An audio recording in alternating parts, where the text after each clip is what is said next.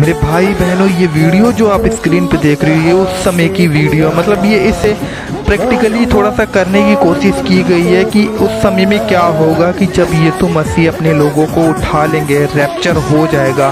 तो video and तक देखना। और मेरे भाई बहनों, अगर आज तक आपने मन नहीं फिराया है तो मन फिराओ, यीशु मसीह को उद्धारकर्ता ग्रहण करो, अपने पापों से मन फिराओ और इस वीडियो को देखो।